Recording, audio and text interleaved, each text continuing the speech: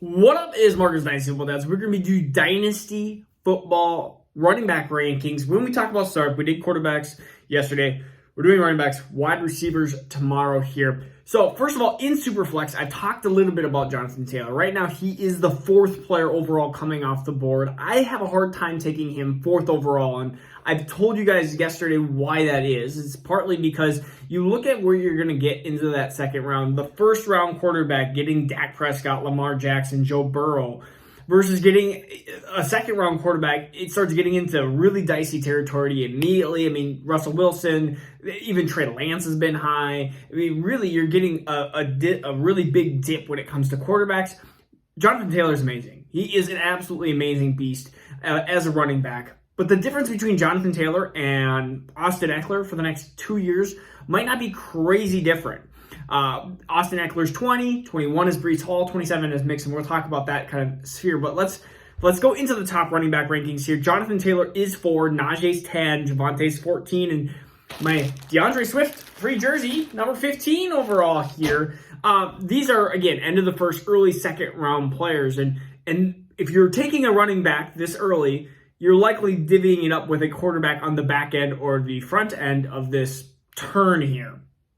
I think one of my biggest examples is, I remember who I took in my last dynasty last year. I think it was Saquon, which we see where Saquon is now, and we'll show you where his startup value has dropped. But I think it was like I did Dak and then Saquon. My biggest philosophy is take quarterback and running back. Quarterback is priority. It gets a little head first. I'm almost 80% of the time, unless I'm a 1-10 team, and then I'm taking Jonathan Taylor, but then I'm taking a quarterback in that second round. So more times than not, I'm taking a quarterback in that first round. That second round, I am looking for that running back. Please let Javonte or Swift or Najee drop that far. I see that a lot of times is not happening. Sometimes Christian McCaffrey will fall into that second round, because usually if you're in the beginning first, you're going to be the end of the second, you're already going to have a quarterback. So let's just say that you take that risk and you take Lamar Jackson or Dak in the middle of the first. You're looking at basically one of three players, and you're looking at Austin Ekeler, who I like. He's a little bit older. We're getting to that point where, he might only be great for that next 18 months, so he's a little bit riskier. You have Breece Hall, which is the ultimate risk, ultimate reward. He could be next year into this Javonte, Swift, and Najee territory, which is why I sometimes like him the most, because I see that path of where he could be 14, 15, you could get a discount here at 21 for potentially the same talent.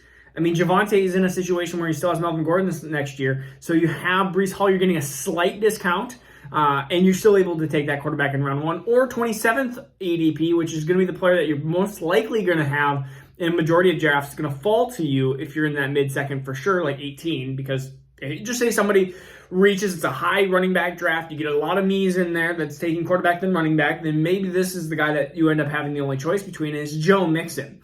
I love Joe Mixon too. I think that you have that roster that looks like they're in the win now territory. Joe Burrow, you have a bunch of weapons there. I think he's on a high-powered offense. You saw what he did last year as a top 5 running back, and I think Mixon is the key here at being, so you get that Dak Prescott, Joe Mixon, or you get basically players in the prime. You can make a little bit more risks down the road here, or you get Lamar and Mixon, or you get Lamar and Breece Hall.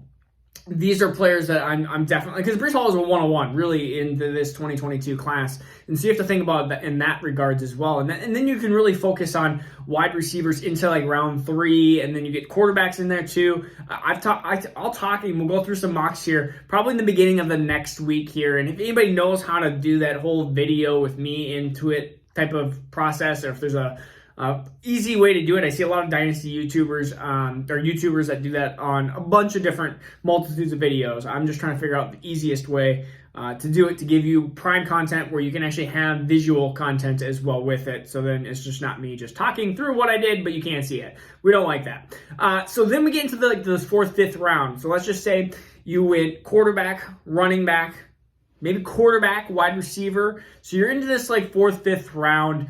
And maybe you went quarterback, running back, quarterback, and you're sitting here, no wide receivers yet. Maybe you're thinking about taking a lot of depth pieces for wide receiver, which is a lot of times a strategy that I do, considering if I am going all in for the next, not all in, but I'm considering I want to be a really big contending team the next 24 months.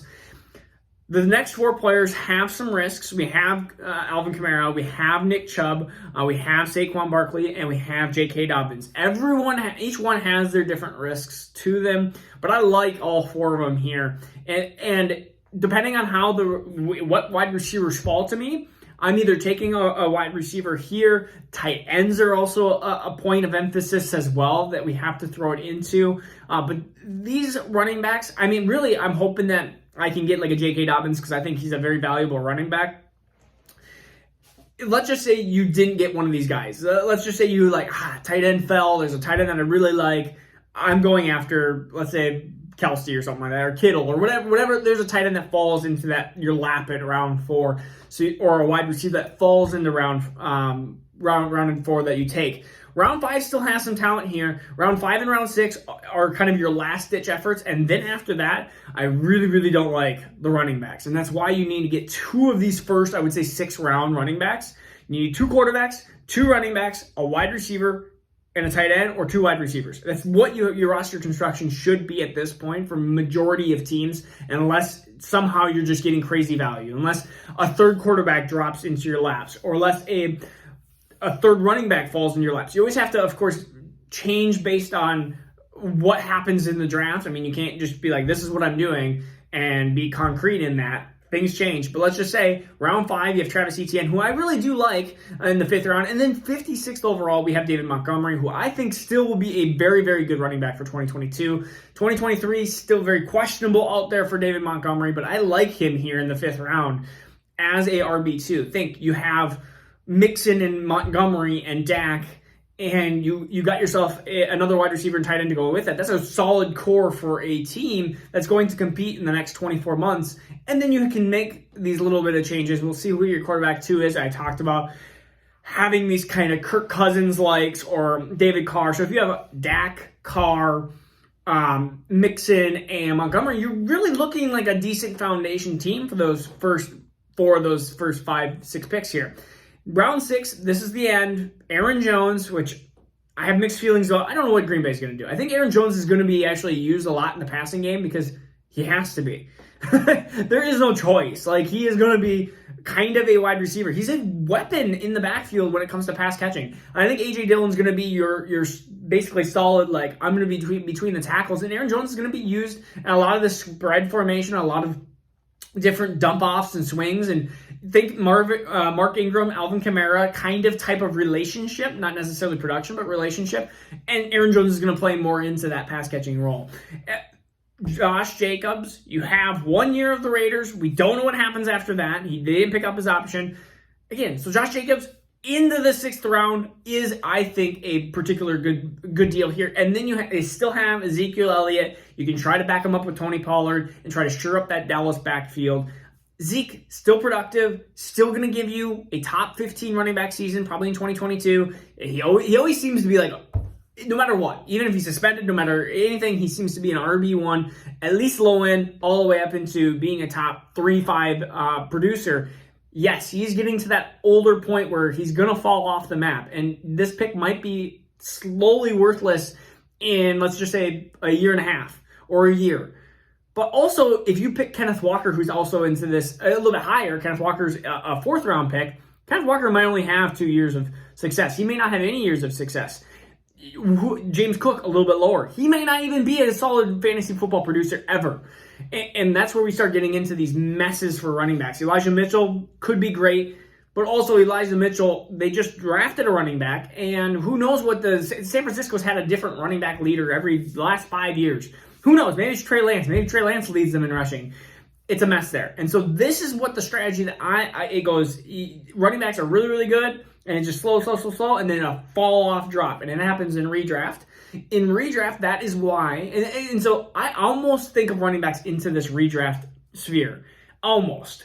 For the fact that running backs have such a short window that I am looking for now in the next 24 to 36 months. And after that, it is so impossible to predict for running backs. You look 2-3 years ago, and you would talk about Le'Veon Bell and David Johnson and Todd Gurley. They're studs. They're amazing. And then they fell off the map. So yes, it is slightly concerning that these are going to be the depreciating assets the most. But to be a championship team, you need these running backs. Wide receivers, the depth of wide receivers in the NFL right now is crazy thick. And we're going to talk about that tomorrow. It's crazy thick.